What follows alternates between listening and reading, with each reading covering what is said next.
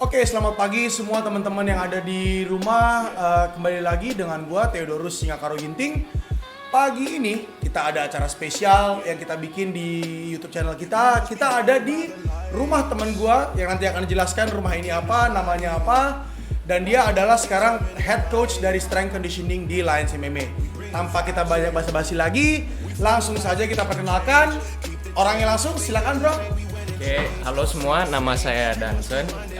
Jadi saya seorang personal trainer dan kebetulan nih mereka lagi persiapan fight. Saya lagi take charge of their strength and conditioning.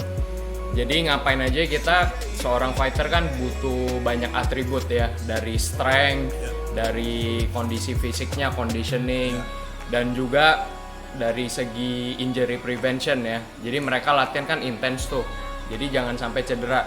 Jadi ya itu tugas saya sekarang. Dan juga di nutrisi ya. Ya mereka mesti make weight ya. Jadi saya bantuin mereka juga dalam hal itu. Complete package.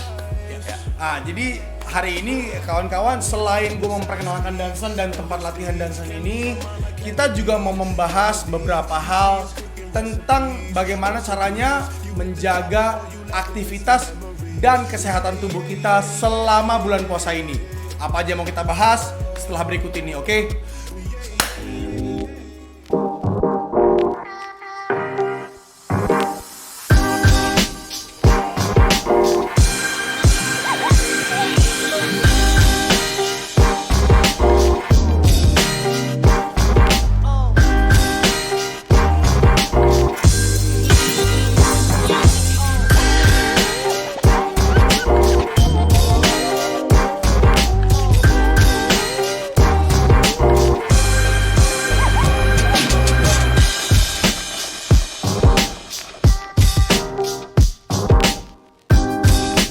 Langsung aja kita ke pertanyaan pertama kita. Nah, bro, kan yang paling berat dari adalah masa Ramadan ini, kita lihat teman-teman kita yang melakukan puasa ya, adalah jam tidur yang kebalik ya, guys, karena mereka harus sahur di subuh hari gitu. Terus mereka nggak bisa makan, fasting mulai dari sahur ke buka puasa yang adalah setelah maghrib. Mereka baru bisa buka, terus jam istirahat mereka agak berputar nih. Gimana sih bro, menurut lo nih ya, apa yang harus tips-tips yang kita lakukan untuk menjaga istirahat yang bagus dan memutar sistem itu untuk olahraga yang bagus, gimana tuh menurut lo? Nah, jadi tubuh kita tuh sebenarnya bukan gampang ya, maksudnya bisa beradaptasi ke segala sesuai kondisi. Jadi sebenarnya puasa ini tuh kalau di diet culture tuh seperti intermittent fasting namanya. Oh, oke. Hampir sama kayak yang gue lakuin dong sebenarnya. Beda. Kalau gue nggak fasting ya? Enggak. Oke. Oke, terus. Jadi dalam periode yang lumayan lama, mungkin 12 jam gitu nggak ada asupan makan dan juga air kan. Jadi sebenarnya tinggal rubah ini aja pola makannya. Makan setelah nggak ada matahari kan, dan sebelum matahari terbit. Nah, dalam periode waktu itu singkat itu ya harus dipenuhi kebutuhan makronutrisi dan mikronutrisi. Jadi semua itu tentang makro dan mikro, teman-teman di rumah ya. Ingat, jadi kalau untuk selain menjaga waktu juga, kita juga harus peduli sama diri sendiri, apa yang kita masukin, berarti gitu ya? Oke, itu pertanyaan pertama kita ya. Jadi kita masuk ke pertanyaan kedua. Tadi kita membahas makro dan mikronutrisi. Tapi kan di budaya puasa itu kita selalu berbuka dengan yang manis ya. Nah, coba dari masukan Bro Dansen gimana? Apa aja yang manis yang bisa kita masukkan dan kadar manisnya itu seperti apa yang sehat buat kita selama puasa? Oke, jadi pas buka puasa kita butuh sumber energi yang cepat diserap kan sama tubuh. Yaitu gula ya? Ya, tapi ya pilihannya juga harus tepat gitu. Jangan kayak seperti bubble tea atau cake begitu. Oke. Apa aja tuh misalnya pilihan yang tepat? Biasanya kan kalau orang puasa langsung ngebuka puasa dengan minuman manis gitu, atau dengan takjil. Dengan takjil seperti kayak kolak atau manisan-manisan, itu bagus nggak sebenarnya? Dalam jumlah yang tertentu oke. Tapi kalau berlebihan itu kurang bagus. Jadi ingat teman-teman, kalau buka puasa kolaknya jangan 4 piring.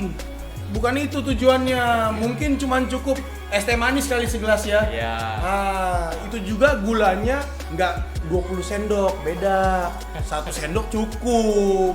Ya begitu ya maksudnya. Iya. Oh, oke. Terus yang bagus, pertanyaan ketiga. Nah, setelah kita berbuka puasa dengan yang manis, itu bagusnya kita bisa berolahraga langsung. Apa kita ada post meal sebelum olahraga? Jadi bisa dua. Kalau mau latihannya setelah buka puasa, Iya. pilihan makanannya tuh yang gampang dicerna. Oh, yang Jadi, gampang dicerna. Ya, fast acting protein Ah. dan juga fast acting carbs. Yang Wih, bahasanya ya agak alien tuh. Jadi yang jadi saya simpelkan ya buat teman-teman di rumah ya. Jadi protein cepat cerna dengan karbohidrat cepat cerna. Contohnya seperti apa, Coach? Coba Oke, begini. kasih tahu teman-teman di rumah. Sumber protein kan bisa Ya. hewani, bisa nabati ya. Ya, Jadi kalau yang dari sumber itu kadang kan dia padat ya. Iya. Kita mesti ini dulu, chew dulu kan. iya. Habis itu di breakdown, Iya. itu diserapnya lama sama tubuh. Ya. Jadi kalau mau yang cepet, Iya. itu seperti whey protein. Oh, ini udah masuk pengetahuannya nih kawan-kawan. Jadi ternyata setelah berbuka dengan yang manis, kita juga kalau mau olahraga langsung nih, ternyata kita harus konsum whey protein. Apa whey protein itu ditambah? Ada tambahan khusus nggak, Coach? Kayak misalnya, let's say bikin jus dengan whey protein. Apakah seperti Bisa itu? juga. Oh, berarti whey protein itu bisa di-cut untuk berbuka langsung dong ya sebenarnya? Iya, sebelum latihan. Oh, oke. Itu dia tuh salah satu trik juga tuh kawan-kawan. Kalau kalian habis berbuka mau langsung latihan, sebenarnya bisa juga dibuka dengan kita mix whey protein dengan jus ya. Iya. Oh, dengan oke. buah-buahan. Oke, pertanyaan keempat. Ini agak kompleks nih Coach pertanyaan gua. Soalnya kan intermittent fasting kita ngomongin ya. Dan itu berbeda banget sama yang lain yang saya lakuin karena kita which is kita nggak ada puasa.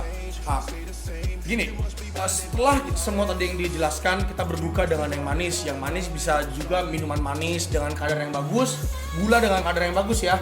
Atau kita bisa mix juga langsung dengan asupan protein cepat cerna tadi, dicampur dengan buah-buah, mungkin tadi seperti tadi ya. Iya. Nah, pertanyaan yang paling krusial adalah buat teman-teman semua di rumah, supaya juga badannya nggak breakdown dan hasilnya juga optimum.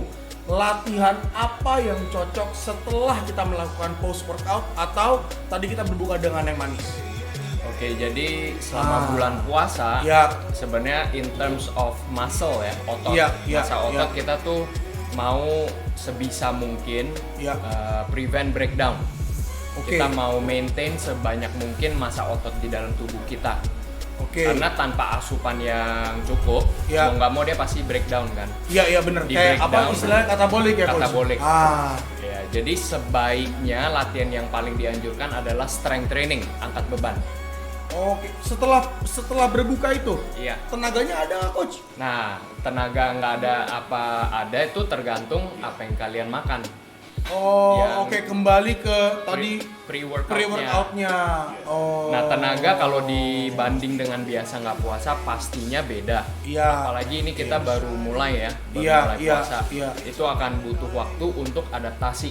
Oke, sama kayak kita pertama-tama kali turun berat badan lah istilahnya. Ya. Oh, Pasti oke, awalnya oke. berasa lemas, Iya bener. kelayangan, mungkin nanti habis 1 minggu udah mulai lebih terbiasa. Iya. Jadi sebenarnya awal-awal kita ngelakuin ini tenaga yang berkurang bukan sesuatu yang harus kita perhatikan ya Coach ya. Maksudnya biasanya ngangkat deadlift bisa 160, tiba-tiba karena hari pertama puasa, wah lemas apa jadi 120, itu bukan hal yang perlu kita khawatirkan ya. Iya, nggak usah khawatir, itu wajar banget kok. Nah guys, itu bukan hal yang kita perlu khawatirkan. Selama maintenance kita benar berarti itu bakal balik sendiri Coach ya. Kita bakal terbiasa sendiri, badan kita bakal terbiasa Iya. lagi dengan sistem baru ini ya. Ah. Oh, oke. Terus berarti kita bisa makan besarnya setelah kita olahraga ya? Betul. Oh, oke. Nah, ini pertanyaan yang terakhir menurut saya paling krusial dan paling penting ya, karena ini banyak mitos-mitos yang berjalan di luar masalah makan ya. Berarti kan karena jam makan kita terbalik nih sama jam aktivitas kita jadi terbalik karena asupan makanan kan terbalik kan. Nah, bener nggak sih mitos itu kalau kita makan sampai tengah malam itu bakal menjadi gemuk? Tentunya tidak ya. Jadi kita mau makan jam berapapun itu sebenarnya tergantung di calorie balance. Jadi kalau kalian konsumsi lebih, kebutuhan kalori kalian pastinya akan menimbun lemak dan berat badan akan naik. Tapi kalau di bawah itu ya pasti nggak akan naik gitu, akan turun. Oh berarti tetap triknya itu menjaga intake kalori ya? Iya. Nggak perlu defisit tapi menjaga intake kalori. Let's say kita ada di berat 84 kilo. Kita jaga intake kalori buat maintain di 84 kilo gitu ya, bukan maintain ke 94 yang adalah naik 10 kilo. Jadi guys, sebenarnya kita nggak perlu khawatir ya nurunin berat badan atau naikin. Sebenarnya kita maintain aja udah bagus ya. Iya, tapi kalau tujuan kalian adalah untuk fat loss, sebenarnya bulan puasa tuh cocok banget, waktu yang cocok. Oh cocok banget coach ya? Cocok. Oh coba gimana cocoknya itu gimana? Cocoknya itu gimana? Jadi kita kurangin ini intake makanan. Padahal kan banyak manis-manis tuh coach. Kalau misalkan kita di bulan puasa kan banyak banget makanan manis. Hampir menurut saya mungkin hampir 70% makanannya semua makanan manis kan? Ya di limit makanan manisnya. Kita fokus ke pilihan makanan yang lebih bernutrisi. Oh tuh guys, di limit. Ingat, lagi-lagi es teh manis atau teh manis hangat sendok nggak 10 sendok gulanya, ingat itu ya coach ya. Ya kolak juga nggak 5 ember makannya, ingat. Jadi gitu ya, jadi semua itu adalah sebenarnya intake dari makanan yang kita makan. Terus olahraga itu sebenarnya juga kita pilih sebelum kita berolahraga harus ada pre-workoutnya dulu ya, yang adalah makanan. Dan makanan itu adalah bernutrisi, semua yang cepat serap. Iya, dan jangan terlalu berat. Oh oke. Soalnya kalau terlalu berat nanti latihannya juga lemas. Ya guys, jadi tadi tips-tips dari strength and conditioning coach kita dan juga penjaga nutrisi dari Lions MMA selama berbulan puasa. Jangan lupa guys, ikutin semua apa yang udah dikasih tahu di sini. Itu tadi sekian dari kita. Terima kasih sudah menonton channel YouTube ini. Jangan lupa like and subscribe, follow terus notification kalian di YouTube channel kita. See you guys. Us.